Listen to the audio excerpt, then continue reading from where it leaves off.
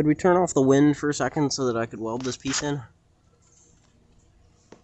I might put a warranty on it this time. The welds in the bottom are not awesome, but I've welded on the top as well, so I feel pretty good about it.